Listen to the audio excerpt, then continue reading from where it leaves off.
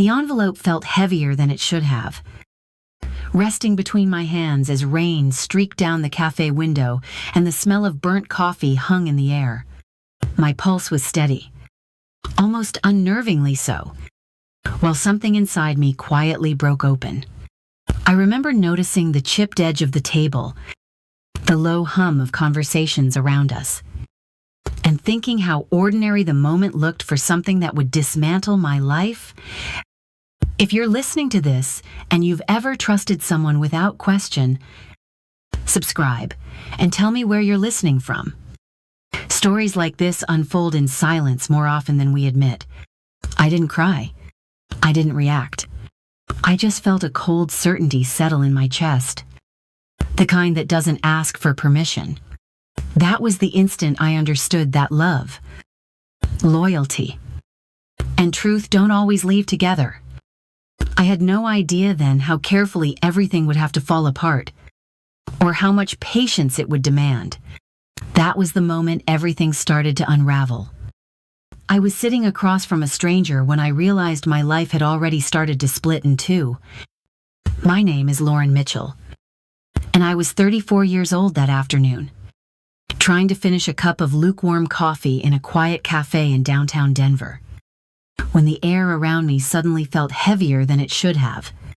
Nothing about the place looked dramatic. Rain clung to coats hung on the backs of chairs. The espresso machine hissed in the background. People tapped on laptops and murmured about work, but my chest felt tight. As if my body understood something, my mind was still resisting. The man across from me carried himself with an unsettling calm. He didn't look angry or nervous. He looked prepared. As I listened, a single idea settled in my stomach with a cold finality. There were things happening in my marriage that I did not yet fully see, and reacting too quickly would only protect the people who had already decided to lie. I remember staring at the table between us, noticing a small crack in the wood, and thinking about how ordinary moments are often the ones that change you the most. That afternoon was not about confrontation or revenge. It was a warning, and even though I didn't know it yet, it was the moment my life stopped drifting and started moving towards something I could no longer avoid. I met Mark Ellis when my life was simple, in the quiet way. We had been married for 6 years by the time everything shifted, and for most of that time, our relationship felt steady and dependable. Mark worked in operations for a regional logistics firm, the kind of job that ran on schedules and problem solving. I worked remotely, usually from the kitchen table, translating documents while the radio murmured in the background. Our days followed familiar patterns. Grocery shopping on Saturday mornings, takeout on Fridays, evenings on the couch where Mark often fell asleep before the movie ended. There were no dramatic gestures, no explosive arguments. We paid our bills on time. If something broke, Mark fixed it. If I needed help, he showed up. That reliability felt like love to me. I remember telling friends how lucky I felt to have a calm marriage. My parents liked him. My friends said we seemed solid, and I agreed, because nothing ever felt unsafe. Our home was quiet, and I believed that quiet meant peace. I believed that consistency was the same thing as commitment. Looking back now, I can see how easily I filled in the blanks with my own assumptions. Mark didn't talk much about his feelings, and I told myself that meant depth. He kept work to himself, and I assumed that meant responsibility. I thought the absence of conflict meant the presence of trust. At the time, I felt settled. I felt chosen. I didn't realize that a relationship can feel stable not because everything is right, but because nothing is being questioned yet. The changes didn't arrive all at once. They slipped into our days so quietly that I almost felt foolish noticing them. Mark started coming home later than usual. At first, it was 9 o'clock, then 10, then closer to midnight. He said work had picked up. And that explanation made sense because his job had always been demanding. I told myself not to read into it. Then there was his phone. It used to sit on the counter. Screen facing up. Buzzing now and then with notifications he ignored until later. Somewhere along the way, it started living face down or tucked into his pocket. When it lit up, his attention sharpened in a way I hadn't seen before. I noticed. And then I reminded myself that noticing didn't mean anything. Small details followed. A new cologne scent in the bathroom that didn't belong to either of us. New shirts that fit better than the old ones. Haircuts more frequent than before. Each change, on its own, was harmless. People are allowed to evolve. That was the phrase I repeated in my head whenever unease crept in. What unsettled me wasn't any single thing. It was the timing. On weekends, Mark started leaving mid-morning, saying he was going to the gym. He came back showered and energized, lighter than he had been at home in months. I tried to match that energy. I packed lunches. I sent thoughtful messages during the day. Sometimes hours passed before I heard back. And when I did, the replies felt shorter, thinner, like they were written from somewhere else. Our house grew quieter, but not in a peaceful way. It was the kind of quiet where you lie awake listening to someone breathe and feel a distance you can't measure. I kept telling myself not to be suspicious, not to become someone I didn't recognize. Still, my body seemed to know something my mind refused to name. Even then, I wasn't looking for proof. I was looking for reassurance.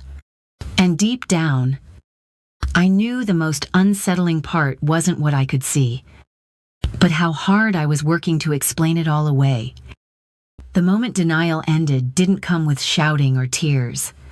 It arrived on an ordinary weekday evening. The kind I would have forgotten if it hadn't changed everything.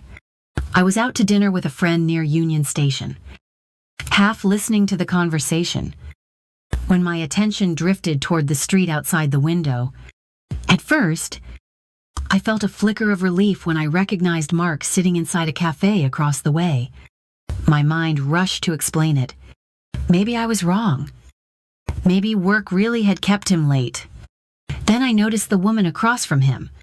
They leaned toward each other in a way that felt practiced, comfortable. Mark was smiling. Not the polite smile he wore out of habit, but something open and unguarded that I hadn't seen in a long time. My body reacted before my thoughts caught up. Everything around me seemed to dull, like the sound had been turned down. I remember the way my hands went still on the table, the way my chest tightened without releasing into panic. When he reached across and took her hand, it wasn't dramatic. That was what made it unbearable. It was casual. Familiar. The kind of touch that doesn't ask permission because it already has it. I didn't stand up. I didn't rush outside. I didn't create a scene. I let my friend guide me out, my legs moving on instinct while my mind lagged behind. Later that night, Mark came home and spoke normally. And I realized how easily someone can lie when the lie has become routine. I didn't confront him then. Something inside me shifted instead. Once you see the truth, you don't get to unsee it. And in that quiet, I understood that reacting immediately would give away the only thing I had left: time.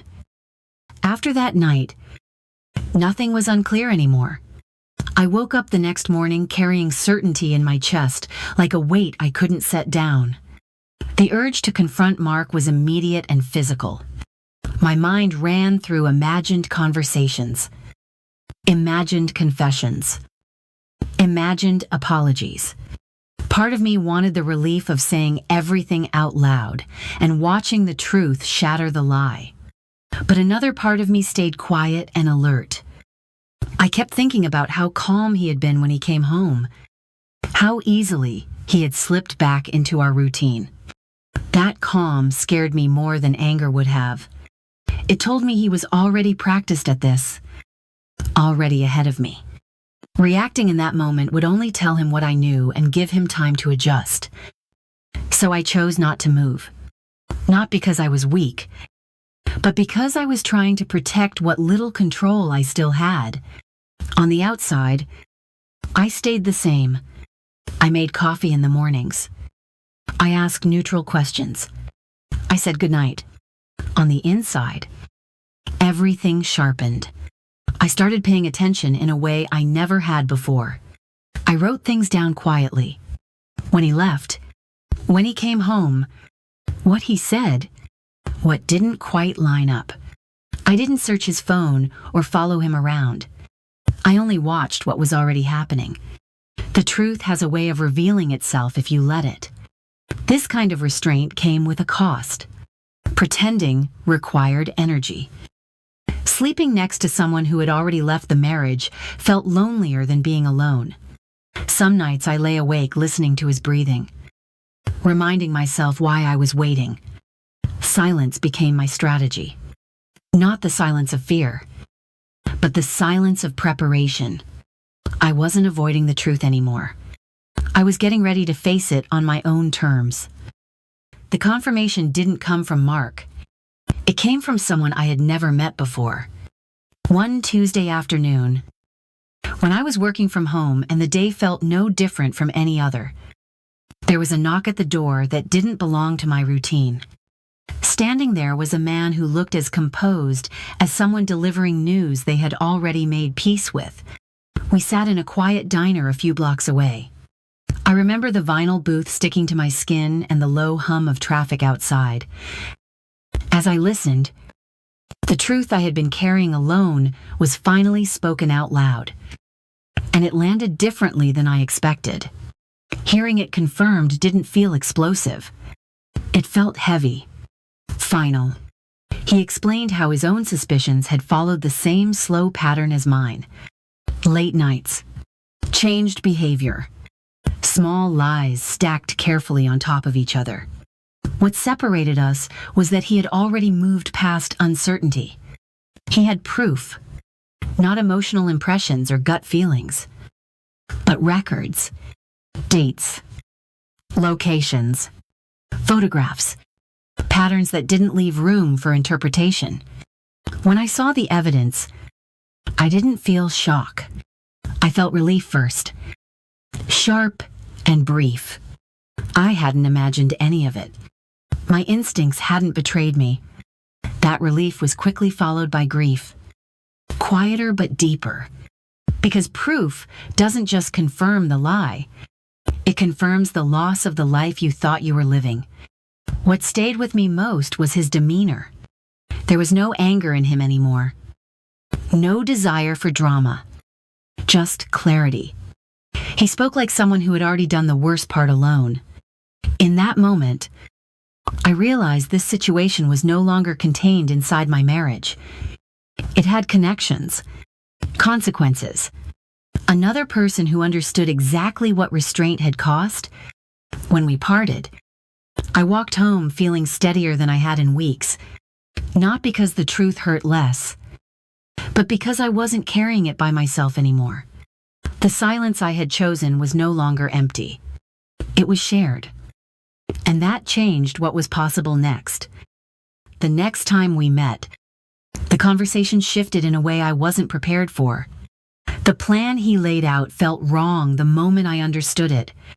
Not illegal. Not cruel, but deeply uncomfortable. The idea was simple. Wait. Do nothing visible. Let the pattern continue long enough that it could no longer be explained away. My first reaction was anger. It felt like being asked to tolerate disrespect in exchange for strategy. I worried about what that silence might cost me emotionally. About whether waiting meant I was compromising my dignity. Part of me recoiled at the thought that patience could be mistaken for acceptance. I sat with that discomfort longer than I expected. I thought about how quickly confrontation would travel, how panic would spread, how evidence would disappear the moment the truth was exposed too early. I realized that reacting immediately might feel powerful, but it would leave me with nothing but words against denial. What reframed everything was understanding the intention behind the offer. This wasn't about revenge or control. It was about endurance, about creating space to think clearly instead of bleeding emotionally in public. Waiting wasn't submission. It was positioning. Still, agreeing to it didn't come easily. 3 months felt endless. Living inside a marriage that was already fractured, pretending nothing had changed, felt like a private test of strength. I knew it would be lonely. I knew it would demand discipline I wasn't sure I had, but I also knew something else by then. Acting from pain would protect the lie. Acting from patience could protect me. So I agreed. Not because it felt good or righteous, but because it felt intentional. I chose to wait. Not in hope, but in preparation. That decision didn't quiet the hurt, but it gave the hurt a direction. And once I committed to that path, there was no turning back. The first day of waiting felt heavier than the night I found out. 90 days stretched in front of me like a test I hadn't studied for. Measured not in hours, but in restraint. I marked the start quietly, not on a calendar anyone else could see, but in my own head. From that point on, every day required intention. On the outside, nothing changed. I kept our routines intact. Morning coffee, casual questions, evenings that looked the same as they always had. I became careful with my expressions, my tone, the way I reacted to small talk. Normalcy became a role I played with precision. Inside, though, my attention sharpened. I noticed everything. I documented what was already visible. When Mark left, when he returned, the reasons he gave, the reasons that didn't match. I didn't follow him or search for confrontation. I let patterns reveal themselves. When he mentioned late meetings, those evenings began to align with absences elsewhere. When he talked about travel, dates overlapped in ways that couldn't be coincidence. Each entry on my list made the story clearer and harder to escape. The discipline was exhausting. Pretending required constant control. Some nights I felt the urge to break, to release everything I was holding in, just to feel human again. But each time I stayed silent, I felt something else grow alongside the strain. Strength. Not loud strength. Quiet. Steady strength built from choosing intention over impulse. Weeks passed, and the evidence stopped feeling like fragments. It became complete. The overlaps were consistent, the routines predictable. The truth no longer needed interpretation. It stood on its own. What surprised me most was how calm I became near the end. The waiting wasn't empty anymore. It was purposeful. I wasn't hoping for clarity. I had it. I wasn't gathering proof. I had finished. By the time the 90 days ended, I wasn't bracing myself for what came next. I was ready. The silence had done its work, and I knew the moment for action had finally arrived. When the waiting ended, it didn't feel dramatic. It felt precise. One Monday morning, just after 9:30 a.m., action quietly replaced silence. There were no raised voices, no last chances given. Everything that needed to happen was already in motion. The filings went through within minutes of each other. Paperwork prepared weeks earlier was submitted calmly, methodically. There was something grounding about that moment. Knowing the outcome no longer depended on emotion or explanation. I didn't warn Mark. I didn't hint. I let the truth arrive all at once, the way it deserved to. The shift was immediate. When he realized what was happening, the control he had carried so casually evaporated. His panic was visible even without words. The confidence that had come from secrecy collapsed under the weight of documentation, timelines, and facts that didn't argue or accuse. They simply existed. What surprised me most was how steady I felt. I had imagined triumph might feel loud, or vindication sharp. Instead, there was calm, a sense of alignment. For months, I had lived inside restraint. Now, restraint carried me through the moment of exposure without shaking. There was no confrontation scene, no dramatic confession. The truth didn't need my voice anymore. It spoke for itself. The life Mark had carefully divided into compartments suddenly merged into one undeniable reality. And there was no space left to maneuver. That was when I understood the full power of waiting with intention. Not because it punished him, but because it protected me. The story was no longer about what he had done in secret. It was about what I had chosen to do in the open, with clarity and control. When the day ended, the house felt different. Not empty, not loud, just final. The central conflict was over. Not with chaos, but with completion. And for the first time in months, I knew the hardest part was behind me. What followed wasn't dramatic. It was quiet and procedural. The way endings often are when the truth has already done the heavy lifting. The legal steps moved forward without spectacle. Documents were reviewed. Timelines acknowledged. Responsibilities assigned. There were no speeches. No last attempts to rewrite what had already been proven. Facts don't need emotion to stand. Mark packed his things over a few short days. He moved carefully, almost cautiously, as if sound itself might disturb what was already settled. I stayed out of the way, not because I was afraid, but because there was nothing left to say. Apologies came once, softly, and I accepted them without reopening the door they belonged to. Closure, I learned, doesn't require conversation. It requires honesty. When the house finally became mine alone, the quiet felt different. Not heavy, not tense, clean.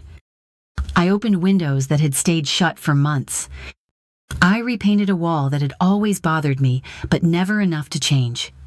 I reclaimed the kitchen table where I used to work and worry at the same time.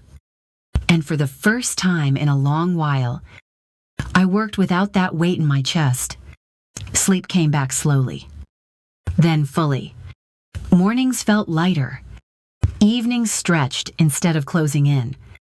Healing didn't arrive all at once, but it arrived consistently, in small moments of peace that added up to something solid.